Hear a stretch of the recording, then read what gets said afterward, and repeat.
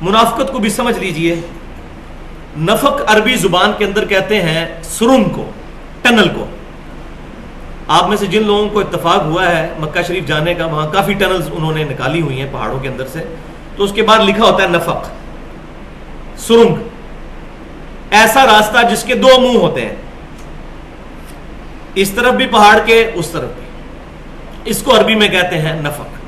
تو منافق بھی اس لیے منافق کہلاتا ہے کہ اس کے بھی دو رخ ہوتے ہیں. جب مسلمانوں سے ملتا ہے تو ان کو کہتے ہیں ہم تو آپ کے ساتھ ہیں, اور جب کافروں کے ساتھ ملتا ہے تو کہتے ہیں ہم آپ کے ساتھ ہیں, جس کا ڈیٹیل ذکر ہم سورہ البقرہ کے شروع کے رکوع میں پڑھ چکے ہیں. تو یہ دوغلی پالیسی رکھتا ہے. کیوں؟ اس کا ایمان کنوکشن والا نہیں ہوتا, اندر سے ایمان نہیں ہوتا. اندر سے ایمان ہوگا تو بندہ جان دینے کے لیے تیار ہوگا. کنوکشن والا ایمان نہ ہو تو کون شخص, کسی کا دماغ خراب ہے, جا کر میدان جنگ کے اندر اپنی جان اپنے رب کے حوالے کر دے؟ ایسا ہو ہی نہیں سکتا. تو منافق جو ہے وہ مسلمانوں کا بھی مقابلہ نہیں کر سکتا اور وہاں سے کافروں کا بھی مقابلہ نہیں کر سکتا. تو جب جاتا ہے منافقوں کے پاس, کافروں کے پاس, تو ان کا ساتھ دیتا ہے. مسلمانوں کے پاس بیٹھتا ہے تو کہتے ہیں ہم آپ کے ساتھ ہیں. تو یہ منافقین بہت زیادہ تعداد کے اندر نبی صلی اللہ علیہ وسلم کے صحابہ میں موجود تھے, لیکن قانوناً طور پر وہ صحابی ہی تھے. ہم نہیں فیصلہ کر سکتے. نبی صلی اللہ علیہ وسلم کو بھی ان کے نام بتائے گئے, وہ بھی آپ کی وفات سے کچھ عرصہ پہلے غزوہ تبوک کے بعد, اور وہ بھی آپ نے صرف سیدنا حذیفہ بن یمان کو بتائے ہیں. باقی صحابہ کرام کو نہیں پتا تھا ہم میں سے کون منافق ہے اور کون مومن ہے. اس طرح چھپے ہوئے تھے, سوائے ان کامل الایمان مومنین کے جنہوں نے ہر قتال کے اندر بڑھ چڑھ کر حصہ لے کر اپنا ایمان ہونا ثابت کر دیا. اب جو فتح مکہ کے موقع پر مسلمان ہوئے ہیں انہوں نے تو کوئی قربانی ہی نہیں دی, واللہ عالم ڈر کے اسلام قبول کیا یا دل سے قبول کیا, لیکن قانوناً وہ مسلمان ہی ہیں. ہاں البتہ یہ ضرور ہے کہ قیامت والے دن پھر پتہ چل جائے گا. وہ صحیح بخاری اور مسلم کی متفق علیہ حدیث ہے کہ میرے حوض کوثر پر میرے صحابہ لائے جائیں گے اور میں کہوں گا اصحابی اصحابی اصحابی, یہ میرے صحابہ ہیں, مجھے ان کو حوض کوثر سے مشروب پلانے دو. تو نبی صلی اللہ علیہ وسلم فرماتے ہیں کہ میرے اور ان کے درمیان دیوار کھڑی کر دی جائے گی. صحابہ ہم کس شمار کے اندر ہیں؟ اور مجھے کہا جائے گا اللہ کی طرف سے کہ اے نبی صلی اللہ علیہ وسلم, آپ کو نہیں پتا آپ کی وفات کے بعد یہ لوگ دین سے الٹے قدم پھر گئے تھے اور انہوں نے دین میں بدعتیں جاری کر دی تھیں. تو آپ صلی اللہ علیہ وسلم اس وقت فرمائیں گے سحقن سحقن لمن غیر بعدی, سحقن سحقن لمن بدل بعدی, ان پر پھٹکار ہو, ان کو مجھ سے دور کر دو جنہوں نے میری وفات کے بعد میرے دین کو بدل دیا. یہ صحابہ کرام کے بارے میں. لیکن وہ صحابہ جو اوپر سے صحابہ تھے اندر سے منافق, ہمیں نہیں پتا وہ کون ہے. تو بھائیو ہمیں ڈر جانا چاہیے. یہ جب حدیث سنائی جاتی ہے اہل بدعت کے لیے, اس کے تعویل خاص کے اعتبار سے تو یہ ان لوگوں کے بارے میں ہے کہ جو اس وقت ڈر کے مسلمان ہو گئے, لیکن بعد میں انہوں نے جو چند چڑھائے وہ آپ کو پتہ ہی ہے کس طریقے سے مسلمانوں کے ساتھ ظلم کیا ان لوگوں نے. تو یہ اللہ کو پتا ہے کہ کون مؤمن ہے اور کون منافق ہے. نبی صلی اللہ علیہ وسلم کے بارے میں صحیح بخاری مسلم میں آتا ہے کہ عبداللہ بن ابی کو بھی آپ صلی اللہ علیہ وسلم نے صحابی کہا. صحابہ کرام کو اس کی حرکتوں سے پتہ چل گیا تھا. انہوں نے کہا یا رسول اللہ صلی اللہ علیہ وسلم آپ اجازت دیں ہم اس گستاخ کی گردن اتار دیں. آپ صلی اللہ علیہ وسلم نے فرمایا کہ اس کو قتل مت کرو, لوگ کہیں گے اپنے صحابہ کو قتل کرواتا ہے. یہ الفاظ ہے صحیح بخاری اور مسلم کی متفق علیہ حدیث ہے. ایک صحابی جو کاتب وحی تھے مرتد ہو گئے, عیسائی ہو گئے, زمین میں دفناتے تھے, زمین باہر پھینک دیتی تھی. حضور کے معجزات کے اندر امام بخاری اس کو لے کے ہیں صلی اللہ علیہ وسلم. تو لوگ کہتے تھے کہ نبی صلی اللہ علیہ وسلم کے صحابہ ان کو باہر نکال دیتے ہیں, پھر انہوں نے اوپن مجمع میں دفنایا, پھر زمین نے باہر پھینک دیا اور اس کی لاش پہ باہر ہی رہی. حجۃ الوداع کے موقع پر جس بندے نے نبی صلی اللہ علیہ وسلم کی اونٹنی کی مہار پکڑی ہوئی تھی وہ آپ کی وفات کے بعد مرتد ہو گیا تھا. بھائیو بڑا نازک معاملہ ہے, اور مجھے وہ بات بالکل دل کو لگتی ہے جو اصحاب صفہ میں سے سیدنا ابو درداء رضی اللہ تعالیٰ عنہ کا قول ہے سنن طبرانی کے اندر کہ اللہ کی قسم کوئی شخص اس بات سے مطمئن نہیں ہو سکتا کہ موت کے وقت تک اس کا ایمان سلامت رہے گا یا نہیں رہے گا. اس لیے ہمیں یہ دعا مانگتے رہنا چاہیے. بخاری اور مسلم کی متفق علیہ حدیث ہے, جو سورۃ البقرہ کی آخری 2 آیات رات کو سونے سے پہلے پڑھ لے تو اس کے لیے کفایت کر جائیں گی. جو ان کے اندر مانگا گیا اللہ تعالیٰ اس کو عطا فرما دے گا, اور وہ تجدید ایمان ہی ہے. آمن الرسول بما انزل الیہ من ربہ والمؤمنون کل آمن باللہ وملائکتہ وکتبہ ورسلہ لا نفرق بین احد من رسلہ. تو یہ تجدید ایمان ہے. تو منافق کنوکشن والا ایمان نہ ہونے کی وجہ سے دو رخی کا شکار ہو جاتا ہے, اور اسی کو اردو میں کہا جاتا ہے بغیر پیندے کے جو لوٹا ہوتا ہے, جو یہ ٹرم ابھی سیاست میں بھی آ گئی ہے, لوٹا. جس لوٹے کے نیچے پیندہ نہ لگا ہوا ہو تو وہ ادھر کبھی ادھر لڑکتا ہے کبھی ادھر لڑکتا ہے. تو یہ آج ہمارے سیاسی لیڈرز میں بھی آپ کو مثال نظر آتی ہے کہ تھوڑے سے پیسے لگاتے ہیں ادھر سے ادھر ادھر سے ادھر مفادات کی خاطر. تو یہ ہمیشہ ہیومن انسٹنکٹ میں یہ چیز رہی ہے کہ انسان اپنے مفاد کی خاطر, دنیاوی مفاد کی خاطر آخرت کو داؤ پہ لگا دیتا ہے. اسی لیے قرآن پاک میں کیٹاگوریکل مینشن کیا گیا بل تؤثرون الحیات الدنیا والآخرۃ خیر وابقی, بلکہ تم دنیا کی زندگی کو چاہتے ہو اور اصل چیز یہ ہے کہ آخرت بہتر ہے اور باقی رہنے والی ہے. ان ھذا لفی الصحف الاولی, بھائی یہ ایک ہی بات تھی کانٹے کی جو پچھلے صحیفوں میں بھی تھی.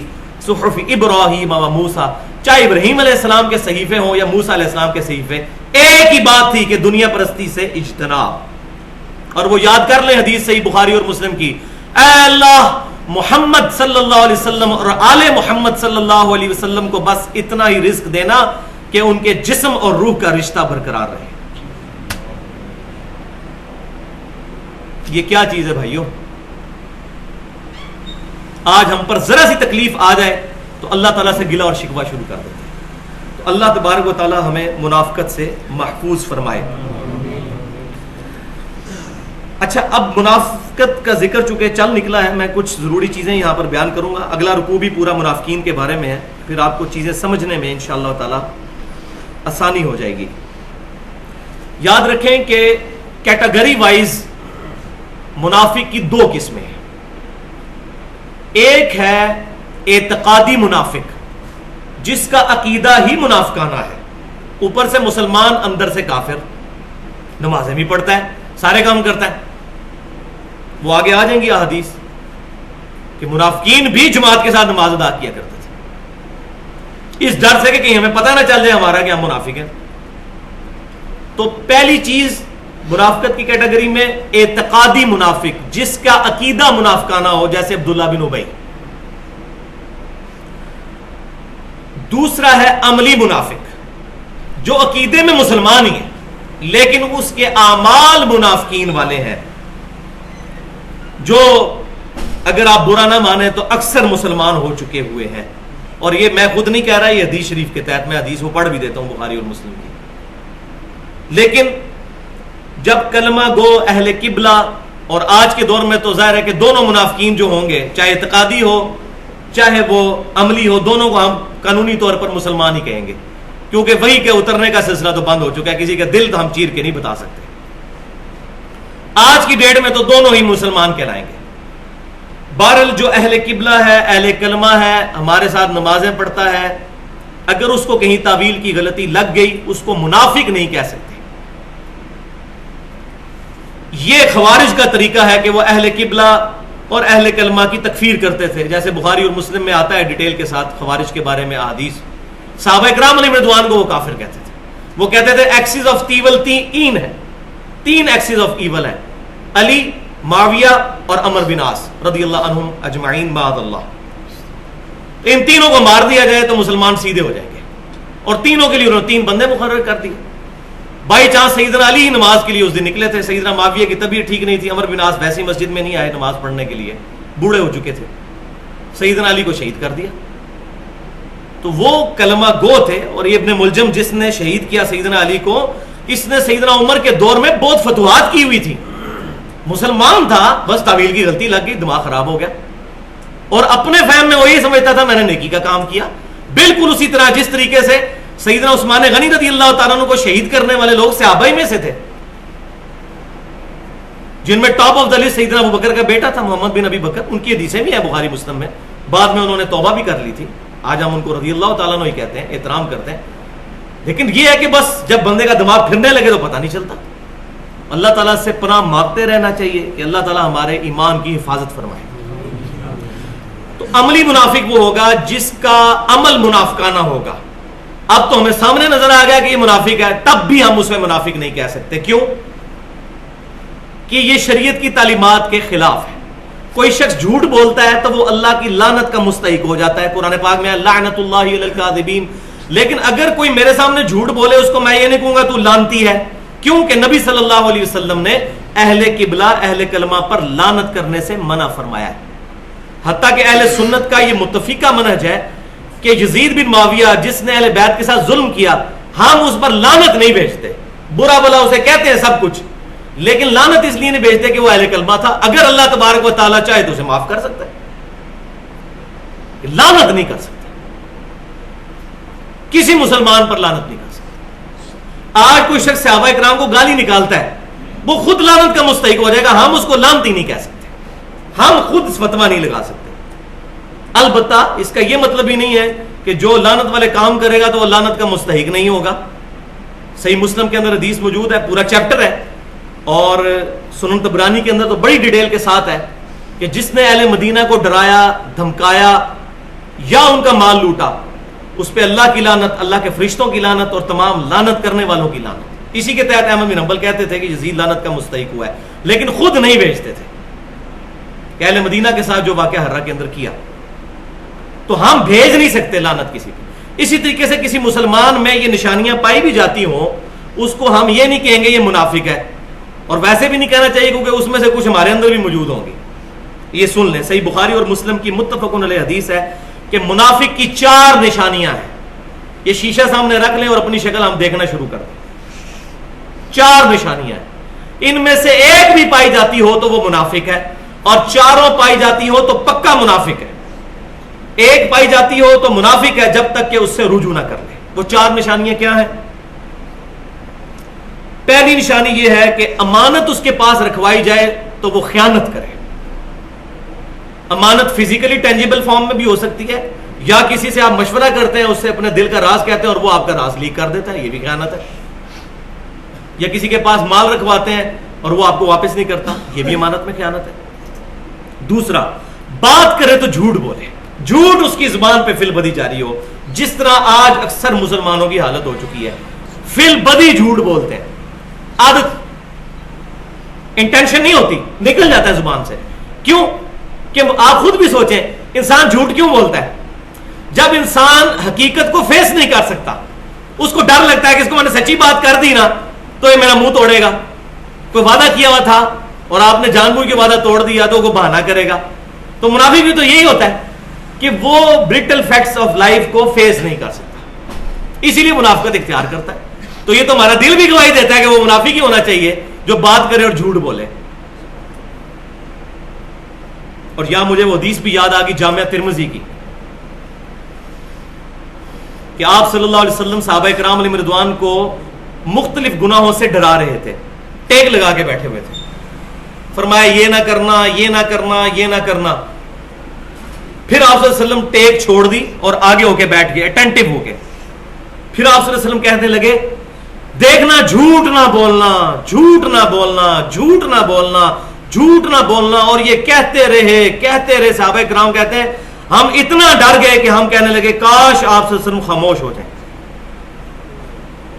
یہی وجہ ہے کہ صحابہ کرام علیہ رضوان سے بڑی بڑی غلطیاں ہوئی, لیکن ایک غلطی کسی صحابی نے نہیں کی کہ نبی صلی اللہ علیہ وسلم پر جھوٹی حدیث نہیں بیان کی. جھوٹ کے معاملے میں وہ صاف ہے, بخاری مسلم میں ملتا ہے, زنا بھی ہوا, شراب بھی پی, جھوٹ نہیں نبی صلی اللہ علیہ وسلم پر بولا. اور یہ حدیث متواتر ہے, بخاری اور مسلم کی متفق علیہ حدیث ہے. جس نے میرے پر جھوٹی بات منسوب کی, جھوٹی حدیث میری طرف منسوب کی, وہ اپنا مقام دوزخ میں دیکھ لے.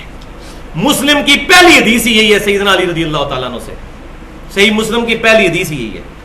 اس لیے صحابہ کرام علیہ رضوان نے اس معاملے میں بہت احتیاط کی. تو بات کرے تو جھوٹ بولے, یہ دوسری نشانی. تیسری, جب وعدہ کرے تو اس کو توڑ دے. وعدہ یہ نہیں ہوتا بھائیوں کہ میں وعدہ کرتا ہوں کہ میں کل آؤں گا. اکثر کسی کہتا ہے نا بھائی کل آنا ہے, وہ کہتا ہے نہیں میں آؤں گا لیکن وعدہ نہیں کرتا. یہ وعدے کا لفظ بولنا ضروری نہیں ہوتا, صرف آپ نے کسی سے کمٹمنٹ کر دی کہ میں آؤں گا, یہ وعدہ ہی شمار ہوگا. وعدے کا لفظ نہیں بولنا ہوتا. ہاں قسم ہو تو اس میں ہوتا ہے کہ میں قسم کھاتا ہوں، اس میں لفظ بولنا ہوتا ہے. ویسے آپ نے کسی سے کمٹمنٹ کی تو وہ وعدہ ہی شمار ہوگا. اگر کوئی مجبوری ہو جائے تو معذرت کر سکتے ہیں، یہ نہیں ہے کہ وہ کوئی بالکل ہی ضروری ہو گیا اس کو نبھانا. لیکن اگر کوئی جینون وجہ نہیں ہے اور کوئی شخص وعدہ خلافی کرتا ہے تو وہ ایک منافقانہ عمل کر گزرا. اور چوتھی نشانی کہ جب جھگڑا ہو تو گالی گلوچ پر اتر آئے. اور یہ تو میرا خیال ہے شاید ہی کوئی مسلمان اس معاملے میں بچا ہوا ہو. جھگڑا ہو تو گالی گلوچ پر اتر آئے، یہ منافق کی نشانی ہے. اللہ تبارک و تعالی ہمیں ان منافقین والی نشانیوں سے محفوظ فرمائے. تو ظاہر ہے کہ یہ دعائیں کرنے سے تو کچھ نہیں ہونا جب تک ہم خود فیصلہ نہیں کریں گے کہ یہ کام کرنا ہے. لوگ کہتے ہیں دعا کرو جی، بس نیت کی تھی، یہ داڑھی دی، انشاءاللہ دعا کرو، رکھ لیں گے. اندر سے نیت کوئی نہیں ہوتی، اس کو ہی پتا ہوتا ہے. جو کام کرنا ہوتا ہے نا بندے نے، وہ اندر سے آواز اٹھتی ہے، پھر اس کے سامنے کوئی چیز نہیں ٹھہرتی. کیونکہ اللہ تبارک و تعالیٰ نے اگر ہمیں شریعت کا مکلف کیا ہے تو اختیار بھی دے دیا ہے. یہ نہیں دعا کرو میں نماز پڑھوں. جس کو پتہ ہے میں نے نماز پڑھنی ہے بھائی، اس کو دعا کرنے کی ضرورت نہیں ہے، وہ پڑھے گا. یہ دعا کروانی چاہیے کہ اللہ تعالیٰ ہمیں نمازوں میں استقامت اور خوش و خضوع دے. یہ تو فیصلہ کرنا ہی کرنا ہے. کبھی کسی نے کہا جی دعا کرو، بس میں چلے میں گھر جا کے روٹی کھا لوں، کوئی نہیں، تو پتہ ہوتا ہے. یا کسی کو سخت پیشاب آیا ہو تو کہ جی دعا کریں ذرا، بس میں پیشاب کر رہا ہوں جا کے. وہ کرنا ہوتا ہے، جو کام کرنا ہوتا ہے نا ول کے ساتھ، تو وہ اس میں پھر انشاءاللہ بھی نہیں ہوتا. انشاءاللہ ٹالا، میں یہ کہتا ہوں انشاءاللہ ٹالا نہیں کہہ رہے ہوتے، انشاءاللہ ٹالا کہہ دیتے ہیں. جب ٹالنا ہوتا ہے کہتے ہیں انشاءاللہ، نیت نہیں ہوتی بیچ میں، اور اللہ تعالیٰ کے اوپر معاذ اللہ جھوٹ باندھ دیتے ہیں. اب آ جائیں آیت نمبر 142 کے اوپر. ان المنافقین یخادعون اللہ، بے شک منافق اللہ کو دھوکہ دیتے ہیں اپنے گمان میں. وہ یہی سمجھتے ہیں کہ ہم اللہ کو دھوکہ دے رہے ہیں، لیکن اصل میں کیا ہوتا ہے؟ اپنے آپ کو دھوکہ دے رہے ہوتے ہیں. ایک بندہ خود اللہ تعالیٰ کی شریعت کا مذاق اڑا رہا ہے، اصل میں تو دوزخ کما رہا ہے، اللہ کا کیا نقصان کرے گا؟ بے شک منافق اپنے گمان میں یہ سمجھ رہے ہوتے ہیں کہ ہم اللہ کو دھوکہ دے رہے ہیں. وَهُوَ خَادِعُهُمْ، اور وہ ان کو غافل کر کے مارے گا. یہ اپروپریٹ ٹرانسلیشن ہے. دھوکے کا لفظ ہم اللہ کے لیے استعمال نہیں کرتے. وہی ان کو غافل کر کے مارے گا. یہ احمد بریلوی صاحب نے بہت پیارا لفظ استعمال کیا ہے. تو اچھی بات کسی کی بھی ہے وہ لے لینی چاہیے کہ وہ اپنے گمان میں اللہ کو دھوکہ دیے جاتے ہیں اور اللہ ان کو غافل کر کے مارے گا. اور نشانی کیا آ گئی؟ وَإِذَا قَامُوا إِلَى الصَّلَاةِ، اور جب یہ کھڑے ہوتے ہیں نماز کے لیے، قاموا کسالا، تو بڑے بوجھل دل کے ساتھ. نماز شوق سے نہیں پڑھتے. ذرا ادھر بھی اپنی نظر جماتے جائیں، کیا ہمارے ساتھ بھی یہ لات تو نہیں بن رہے کہ نماز اتنی لمبی؟ اب دیکھ رہے ہیں الحمدللہ ہمیں تو اللہ تعالیٰ نے کتاب و سنت کے منہج پہ چلا دیا. اس وقت تو ہم 17 رکھتے ہیں جتنی عشاء کی پڑھتے تھے، آج ہمارے 4 فرض اتنی دیر میں ختم ہوتے ہیں. یہ اللہ کا شکر ادا کریں کہ اللہ تعالیٰ نے ہمیں صحیح بخاری اور مسلم کے اندر جو نبی صلی اللہ علیہ وسلم کی صحیح الاحادیث سے ماخوذ نماز ہے وہ نصیب کر دی ہے. یہ والی نماز بخاری مسلم کے متفق علیہ حدیث ہے. انس بن مالک کہتے ہیں کہ نبی صلی اللہ علیہ وسلم ربنا لک الحمد کہہ کے اتنی دیر کھڑے رہتے کہ کوئی گمان کرنے والا یہ گمان کرتا شاید سجدے میں جانا بھول گئے ہیں، اور 2 سجدوں کے درمیان اتنی دیر بیٹھے رہتے کہ گمان کرنے والا گمان کرتا کہ شاید دوسرے سجدے میں جانا بھول گئے ہیں. اور دوسری حدیث صحیح بخاری اور مسلم کی متفق علیہ حدیث ہے کہ نبی صلی اللہ علیہ وسلم کا قیام اور تشہد، یہ 2 چیزیں چھوڑ کے پوری نماز ایک جیسی ہوتی تھی. یعنی جتنا رکوع ہوتا تھا اتنا ہی رکوع سے کھڑا ہونا، جتنا سجدہ ہوتا تھا اتنا ہی 2 سجدوں میں بیٹھنا، سوائے قیام کے اور تشہد کے، یہ 2 لمبے ہوتے تھے. تو الحمدللہ یہ کتاب و سنت کے منہج کی برکت ہے کہ نماز ہمیں نصیب ہوئی ہے، اس پہ اللہ کا شکر ادا کرنا چاہیے. تو نماز کے لیے کھڑے ہوتے ہیں تو بڑے بوجھل دل کے ساتھ. اور کیوں کھڑے ہو رہے ہوتے ہیں؟ یراؤن الناس، ریاکاری کر رہے ہوتے ہیں لوگوں کے لیے. کیونکہ پھر تو پتہ چل جائے گا اچھا یہ منافق ہے، یہ نماز پڑھنے نہیں آتا. یہ صحابہ کرام کے دور کی بات ہو رہی ہے، آج والی نہیں ہے کہ جہاں مسلمانوں کی اکثریت نماز ہی کوئی نہیں پڑھتی. اس وقت تو کوئی نماز نہیں پڑھتا تھا، وہ مینشن ہو جاتا تھا اچھا یہ منافق ہے اس لیے نماز نہیں پڑھی. ہو مسلمان اور نماز میں پڑھے. صحیح مسلم کتاب الایمان میں ہے کہ مسلمان کے ایمان اور کفر کے درمیان فرق کی لائن جو ہے نماز ہے. اگلی بات آپ خود سمجھیں، اس میں میں نے پوری ڈیٹیل کے ساتھ گفتگو پہلے کر چکا ہوں. ان الصلاۃ کانت علی المؤمنین کتابا موقوتا، اس آیت کے تحت جو لادہ سے ahlsunnatpak.com کے اوپر اپلوڈ بھی ہوا ہے. لوگوں کو دکھانے کے لیے نماز پڑھتے ہیں ولا یذکرون اللہ الا قلیلا، اور اس میں اللہ کا ذکر بھی کرتے ہیں تو بڑا تھوڑے ہی، پورے ہی پورا کرتے ہیں ذکر، سبحان ربی العظیم سبحان ربی العظیم سبحان ربی العظیم، پتہ نہیں کیا پڑھ دیا. اور کئی لوگ تو وہ ایک سبحان ربی اللہ جاتے ہوئے کر رہے ہوتے ہیں اور ایک اٹھتے وقت، اور سجدے کے دوران عین ایک ہی ہوتا ہے اس وقت، ان کا اپنا دھیان نہیں ہوتا. یہ 3 کم از کم درجہ ہے، اور نبی صلی اللہ علیہ وسلم سے تو بہت زیادہ تسبیحات ثابت ہے. یہ کم از کم درجہ ہے 3، اور وہ بھی سکون سے، سبحان ربی العظیم سبحان ربی الاعلی. تو منافق کی نشانی یہ ہے کہ نماز پڑھے گا تو بوجھل دل کے ساتھ، اور اس میں ظاہر ہے بوجھل دل سے کھڑا ہے تو پھر مکانے علی کرے گا، ایک سلام پھیرے گا امام کے پیچھے، دوسرا سلام پھیرے گا جوتیوں والی جگہ پہ اور بھاگنے کی کرے گا. اور وہ تو اس صورت میں اگر مسجد میں آ گیا، ورنہ تو مسجد سے بھی بھاگے گا. اور وہ اب سن لے کڑوی گولی جو میں نے یہاں دینی تھی. صحیح بخاری اور مسلم کی متفق علیہ حدیث ہے کہ نبی صلی اللہ علیہ وسلم نے فرمایا بھائی میرے پہ غصہ نہیں کرنا، جس نے غصہ کرنا ہے تو اپنا ایمان خراب کر کے نبی صلی اللہ علیہ وسلم پر کرے. معاذ اللہ استغفر. بخاری اور مسلم کی متفق علیہ حدیث ہے کہ منافق پہ 2 نمازیں بہت بھاری ہیں، ایک فجر کی نماز اور ایک عشاء کی نماز. اور اگر یہ جان لیتے کہ ان نمازوں میں کتنی فضیلت ہے تو اپنے سرین پیٹھ کے بل گھسٹتے ہوئے مسجد میں آتے. اور میرا دل کرتا ہے کہ جب لوگ نماز کے لیے مسجد میں نہیں آتے تو میں اپنی جگہ کسی کو امام مقرر کروں اور ان لوگوں کے گھروں کو آگ لگا دوں جو گھروں میں ہی نماز پڑھ لیتے ہیں، اگر مجھے عورتوں اور بچوں کا خیال نہ ہو، کیونکہ ان پہ نماز کی جماعت فرض نہیں ہے. کتنے یہ رحمت للعالمین صلی اللہ علیہ وسلم کا گاڑا فتویٰ، رحمت للعالمین صلی اللہ علیہ وسلم کا، ان لوگوں کے گھروں کو آگ لگا دو. آپ صلی اللہ علیہ وسلم رحمت للعالمین ہے اپنی ذات کے پوائنٹ آف ویو سے، آپ پر کسی نے بھی زیادتی کی معاف کر دی، لیکن جہاں شریعت کی حد آئی وہ صحیح بخاری میں سن لیں، اسامہ بن زید حضور صلی اللہ علیہ وسلم کے منہ بولے بیٹے کا بیٹا، لاڈلا ترین. جس طرح سیدنا حسن حسین سے نبی صلی اللہ علیہ وسلم محبت کرتے تھے، اسی طرح حضرت اسامہ سے، یہ تینوں حضور صلی اللہ علیہ وسلم کے ساتھ ہوتے تھے، کوئی فرق نہیں کرتے تھے آپ صلی اللہ علیہ وسلم. اسامہ بن زید کی سفارش کروائی، صحابہ کی ضرورت نہیں ہو رہی کہ حضور کو سفارش کریں، ایک فاطمہ نامی عورت نے چوری کر لی، کسی صحابی کی ضرورت نہیں ہو رہی، اسامہ بن زید کو آگے کیا کہ آپ حضور صلی اللہ علیہ وسلم سے سفارش کریں کہ یہ سردار کی بیٹی ہے، اس کو چھوڑ دیا جائے، کوئی اور علاج تجویز کر دیا جائے. تو آپ صلی اللہ علیہ وسلم نے فرمایا تم سے پہلی قومیں اسی لیے ہلاک ہوئی تھیں کہ امیروں کے لیے اور قوانین، غریبوں کے لیے کوئی اور. اللہ کی قسم اگر میری بیٹی فاطمہ بھی چوری کرتی تو میں اس کے ہاتھ بھی کٹوا دیتا. بالکل سیدھا سادہ فتویٰ، سخت فتویٰ. اور دوسری حدیث صحیح مسلم کی، یہ آگی جناب صحابی کا فہم، اور صحابی بھی عام نہیں. صحیح بخاری کے اندر ایک صحابی رضی اللہ تعالیٰ عنہ کا قول ہے صحیح سند کے ساتھ صحیح بخاری کے اندر کہ نبی صلی اللہ علیہ وسلم کی صحابہ کرام میں سب سے زیادہ سنت کی پیروی کرنے والا کوئی شخص تھا، وہ عبداللہ بن مسعود تھے رضی اللہ تعالیٰ. پہلے 10 مسلمانوں میں سے، شروع سے مسلمان. اور صحیح بخاری میں موجود ہے کہ صحابہ کرام کہتے ہیں جو نیا مسلمان ہوتا تھا وہ سمجھتا تھا عبداللہ بن مسعود حضور صلی اللہ علیہ وسلم کے اہل بیت میں سے، یہ اور ان کی والدہ فریکوینٹلی آنا جانا. اور صحیح بخاری میں ہی موجود ہے کہ آپ صلی اللہ علیہ وسلم کی مبارک جوتیاں سفر کے دوران سیدنا عبداللہ بن مسعود رضی اللہ تعالیٰ عنہ اپنے ساتھ رکھتے تھے. آپ کا نام پڑ گیا تھا یا صاحب النعلین، یہ بخاری کے اندر موجود ہے. سیدنا عبداللہ بن مسعود کے فضائل والے چیپٹر میں صاحب النعلین. ایک شخص ابو دردہ رضی اللہ تعالیٰ عنہ کو شام ملنے کے لیے گیا، انہوں نے کہا شام کیا لینے آئے ہو؟ کیا کوفے میں وہ شخص موجود نہیں جو حضور کی جوتیاں اٹھاتا تھا سفر و حضر میں، ہر وقت حضور صلی اللہ علیہ وسلم کے ساتھ ہوتا تھا؟ عبداللہ بن مسعود. انہوں نے کہا ہے.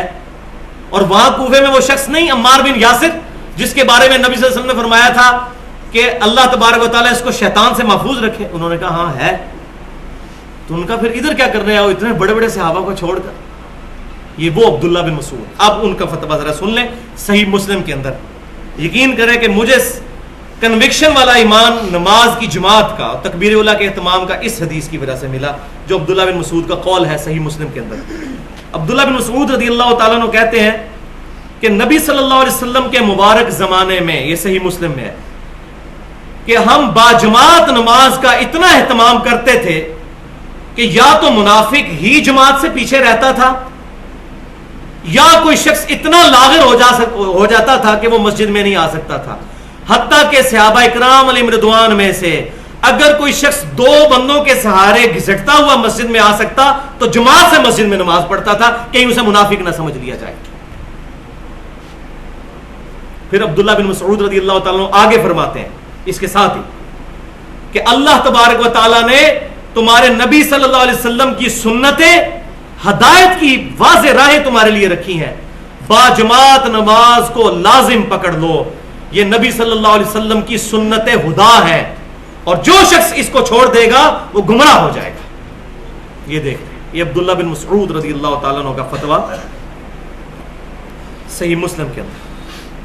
5 نمازیں باجماعت ادا کرو, یہ نبی صلی اللہ علیہ وسلم کی سنت ہدا ہے, اور ساتھ یہ بھی الفاظ ہیں کہ یہ اللہ نے آپ کو عطا فرمائی, جو اس کو چھوڑ دے گا وہ گمراہ ہو جائے گا.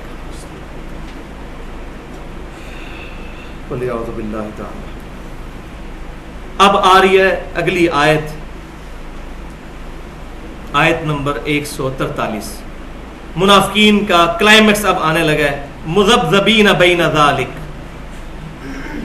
ڈولتے رہتے ہیں. متذبذب, یہ اردو میں بھی لفظ بولا جاتا ہے, کبھی ادھر کبھی ادھر, جس کو انگلش میں کہا جاتا ہے آسیلیشن.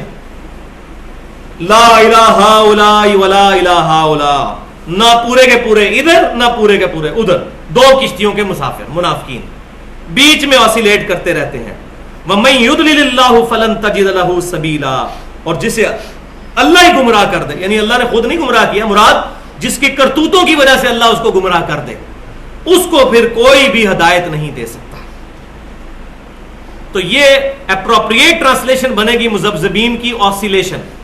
اور اس کو صحیح سمجھنا ہونا تو آپ سمجھیں اس کا الٹ لفظ جو ہے وہ ہے حنیفہ.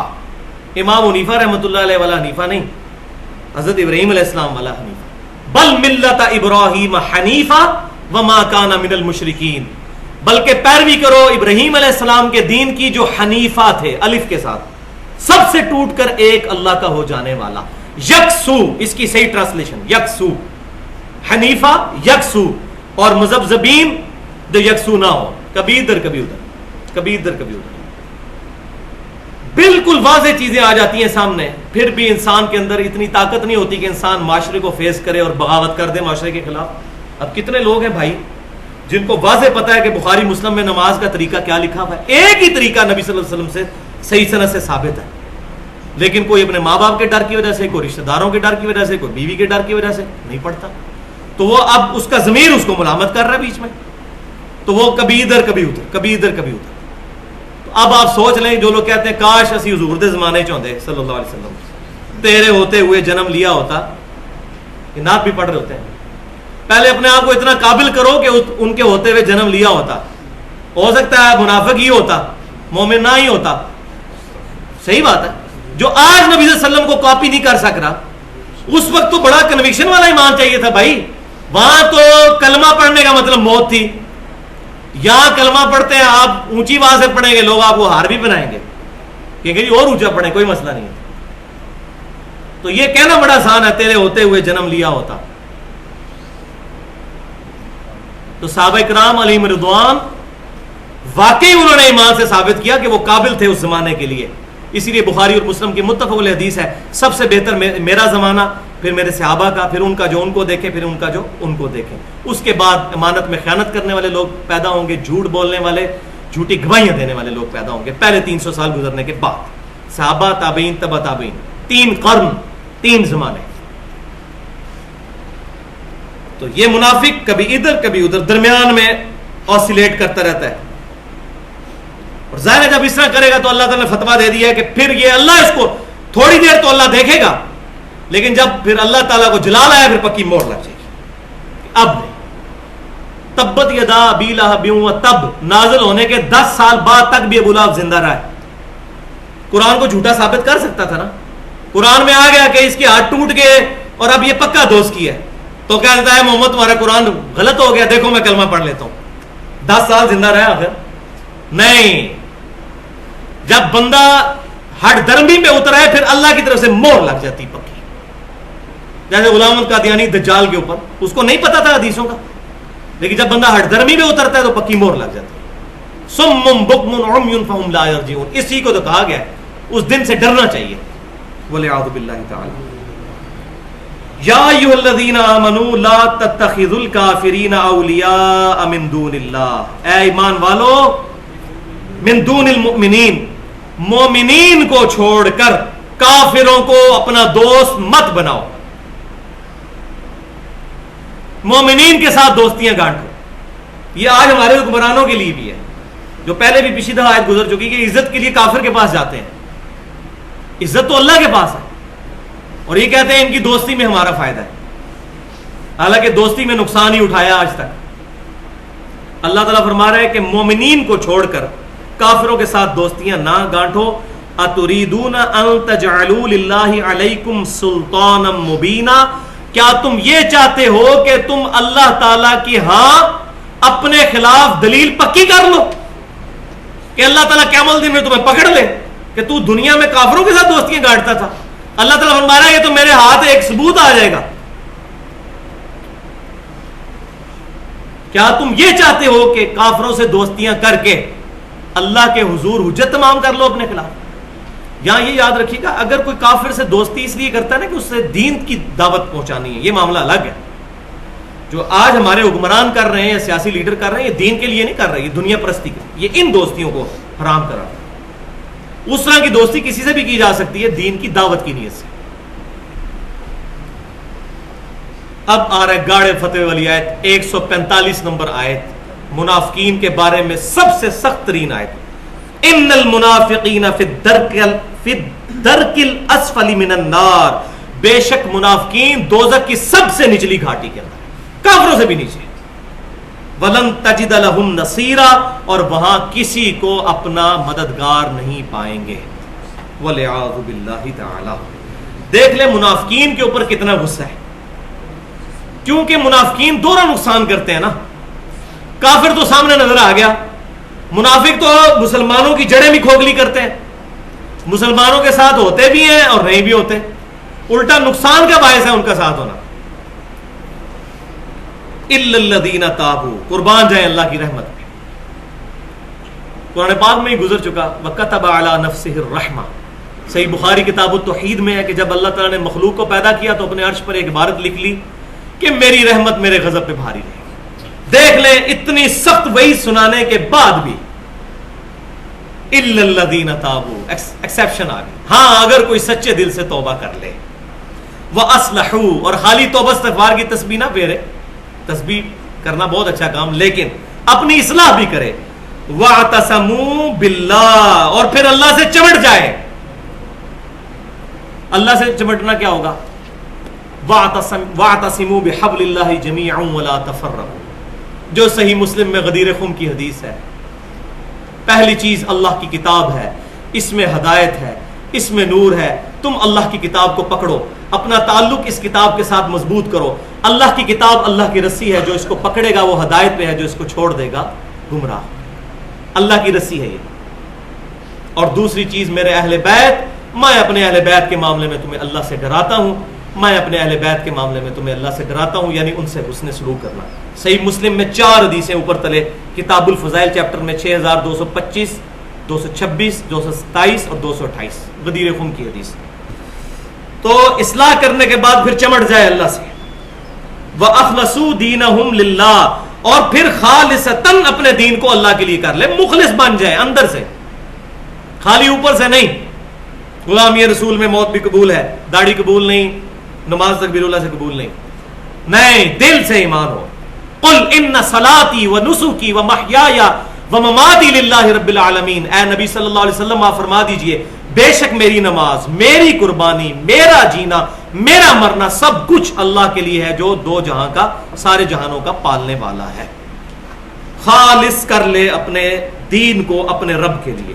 فَأُولَئِكَ مَعَ الْمُؤْمِنِينَ، تو پھر ایسے لوگ ہوں گے جو مومنین میں شمار کر لیے جائیں گے. ہم تو مائل با کرم ہیں، کوئی سائل ہی نہیں، راہ دکھلائیں کسے، راہ روے منزل ہی نہیں. یہ وہ بات. اللہ تعالیٰ کی رحمت تو ہر وقت تیار ہے اپنے گناہگار بندوں کو اپنے دامن میں لینے کے لیے. وَسَوْفَ يُؤْتِ اللَّهُ الْمُؤْمِنِينَ أَجْرًا عَظِيمًا, اور ان قریب ہی, بس تھوڑی سی بات ہے, وَسَوْفَ, کوئی دور کی بات نہیں. 60 سال کی زندگی بھائیوں کتنی ہے؟ 20 سال تو سونے میں کٹ گئے, 8 گھنٹے تو ایوریج سوتے ہی ہیں, 20 سال سونے میں گزر گئے, اور 20 سال جو ہے وہ روزگار کمانے میں گزر گئے, پیچھے رہ گئے 20 سال, اس میں سے کتنا وقت اللہ کو دینا ہے. ان قریب مومنین کو اللہ تعالیٰ وَسَوْفَ يُؤْتِ اللَّهُ الْمُؤْمِنِينَ أَجْرًا عَظِيمًا, بہت عظیم اجر دینے والا ہے. اس اجر کی طرف نظر رکھو تاکہ تم اللہ تبارک و تعالیٰ کی اطاعت کرو اور اس کے محبوب صلی اللہ علیہ وسلم کی اتباع کرو تو دل سے کر سکو. جب انسان کو اپنی منزل نظر آ رہی ہو تو انسان کے لیے بڑا آسان ہو جاتا ہے مشکلات کو جھیلنا. اب بڑا درد دل والا جملہ آ رہا ہے, اور 5واں پارہ ہمارا یہاں پہ مکمل بھی ہو رہا ہے. ما یفعل اللہ بعذابکم, اے انسانوں اللہ تمہیں عذاب دے کے کیا لے گا. کیا زبردست جملہ ہے. اللہ کو کیا پڑی ہے تمہیں عذاب دے. معاذ اللہ, استغفر اللہ. اللہ تبارک و تعالیٰ کی مثال کیا ان یونان کے جھوٹے گاڈز والی ہے کہ وہ انسانوں کی قربانیاں چاہتے ہیں کہ ان کے سامنے, وہ ان کے بتوں کے سامنے جا کے انسانوں کو قربان کرتے تھے. وہ فنیٹک قسم کا ہے. معاذ اللہ, استغفر اللہ. نہیں, اس کو کیا پڑی ہے تمہیں عذاب دے. جس طرح آج کل بعض لوگ سمجھتے ہیں کہ شریعت اللہ تعالیٰ نے انسان پہ اسی لیے نافذ کر دی تاکہ لوگ نافرمانی کر کے دوزخ میں پہنچے, کوئی اللہ کو خوشی ملتی ہے انسان کو دوزخ میں ڈالنے سے. معاذ اللہ, استغفر اللہ, ایسا نہیں. اللہ کیا کرے گا تمہیں عذاب دے کر اگر 2 خوبیاں تمہارے اندر موجود ہیں. ان شکرتم, اگر تم شکر گزار بندے ہو, وآمنتم, اور ایمان بھی لے کے آئے ہوئے ہو. ایمان تو پہلی شرط ہے, یعنی شکر گزار بندہ ایسا جس کا ایمان بھی ہو. وہ 3 مین ایمان جو ہے اس کے کلیئر ہونے چاہیے. عقیدہ توحید, عقیدہ رسالت اور اسی میں ختم نبوت, اور عقیدہ آخرت. باقی ساری چیزیں فرشتوں پہ ایمان, کتابوں میں ایمان, اسی کے اندر شامل ہے. ایمان والا ہو تو اس کا شکر بھی وہ ساتھ ادا کرے. وَكَانَ اللَّهُ شَاكِرًا عَلِيمًا, تو اللہ تعالیٰ بڑا ہی قدر شناس ہے. قدر فرما, اللہ بھی شاکر ہے, قدر کرنے والا ہے اور علم والا ہے. یہاں شکر کی تعریف بھی سن لیجئے بھائی. شکر صرف یہ نہیں ہے کہ ہم الحمدللہ پڑھتے ہیں, الحمدللہ یہ بھی شکر ہے, لیکن یہ زبان کا شکر ہے. یہ اسی طریقے سے ہے کہ آپ سمجھیں کہ ایک بندہ ڈرائیونگ سیٹ پہ بیٹھا ہوا ہے اور پاکستان میں ڈرائیونگ کر رہا ہے جہاں پر لیفٹ سائڈ پہ چلایا جاتا ہے, اور وہ زبان سے بولتا رہتا ہے کیپ لیفٹ, اور خود رائٹ پہ جا رہا ہے اس کا اسٹیئرنگ. تو آپ مجھے بتائیں خالی زبان سے بولنا ہے کہ کیپ لیفٹ اس کو فائدہ دے گا جب تک کہ پریکٹیکلی وہ نہیں جائے گا لیفٹ کے اوپر, ادروائز تو ٹھوک دے گا سامنے سے آنے والی ٹریفک کو. تو زبانی کلامی نہیں. شکر کی اپروپریٹ ٹرانسلیشن یہ ہے اور اس کی ڈیفینیشن یہ ہے, اللہ تبارک و تعالی کی دی ہوئی نعمتوں سے اللہ کی نافرمانی نہ کی جائے. یہ ہے پرفیکٹ ڈیفینیشن. اللہ نے آنکھ دی تو بس آنکھ اب اللہ تعالیٰ کی فرما برداری میں ہی اٹھے, نافرمانی میں نہ اٹھے. اللہ نے زبان دی تو زبان کا شکر یہ ہے کہ زبان اللہ کی نافرمانی میں نہ چلے, فرما برداری میں چلے. اللہ نے ہاتھ دیے تو ہاتھ اللہ کی نافرمانی میں نہ چلے, اللہ کی فرما برداری میں, اور اسی طریقے سے آپ اینڈ سو آن کرتے چلے جائیں. یہ ہے اپروپریٹ ٹرانسلیشن. اور یہ ہمارا دل بھی گواہی دیتا ہے کہ میں اللہ تعالیٰ کو, یا اللہ تیرا بڑا شکر ہے تو نے مسلمان پیدا کیا, یا اللہ تیرا بڑا شکر ہے نبی صلی اللہ علیہ وسلم کا مبارک دامن میرے ہاتھوں میں آیا, یا اللہ تیرا بڑا شکر ہے لیکن میں نماز نہیں پڑھ سکتا, بڑا مشکل کام ہے. یا اللہ تیرا بڑا شکر نبی صلی اللہ علیہ وسلم کا دامن کرم ہاتھ میں آیا, آپ صلی اللہ علیہ وسلم ہمارے پیغمبر ہیں لیکن ہم داڑھی نہیں رکھ سکتے, مشکل ہے کام. تو یہ اپنے دل سے پوچھیں کہ اس طرح کی باتیں کر رہے ہوں گے جب ہم اپنے دل کے ساتھ, تو کیا ہمارا دل بھی گواہی دے گا کہ ہم اللہ کا شکر کر رہے ہیں؟ یہ جو ہم بچپن سے ریڈیو اور ٹی وی پہ سنتے آ رہے ہیں کہ جی بس جی یہ قرآن کے اندر ہی ہدایت ہے, جی اللہ کا شکر ہے اس نے ہمیں مکمل نظام یاد دے دیا ہے, اس کا آج تک ہمیں کوئی فائدہ ہوا ہے؟ یہ شکر جو ہم پچھلے 63-64 سال سے ادا کر رہے ہیں ٹی وی کے اوپر, ریڈیو کے اوپر, ممبروں کے اوپر کہ یا اللہ تیرا شکر یہ مکمل نظام یاد مل گیا ہمیں, کوئی فائدہ ہوا ہے؟ نہیں. کیونکہ زبانی شکر ہو رہا ہے, اس قرآن پہ عمل تو کوئی نہیں ہو رہا. قرآن تو بین کیا ہوا مولویوں نے, قرآن نہ پڑھنا ڈائریکٹ گمراہ ہو جاؤ گے. قرآن کا پڑھو گے تو پھر آپ یہ تو نہیں کہو گے, آپ تو پہلے سوچو گے یار یہ اتنے بڑے بڑے بزرگوں کی تقلید بیچ میں کہاں آ گئی. قرآن تو کہہ رہا ہے اطیعوا اللہ واطیعوا الرسول, یا وَأُولِي الْأَمْرِ مِنْكُمْ جو حکمران ہے، لیکن اس کے ساتھ بھی ایبسولوٹ نہیں. فَإِن تَنَازَعْتُمْ فِي شَيْءٍ فَرُدُّوهُ إِلَى اللَّهِ وَالرَّسُولِ. تو دماغ تو خراب ہوگا. حدیث ڈائریکٹ نہ پڑھو گمراہ ہو جاؤ گے. ظاہر ہے بخاری مسلم پڑھے گا پھر نماز تو اس طریقے پہ نہیں پڑھے گا جس طرح انڈیا پاکستان میں اکثریت پڑھ رہی ہے. تو پریکٹیکل شکر یہ ہے کہ علم حاصل کر کے پھر دین کو پریکٹس کیا جائے.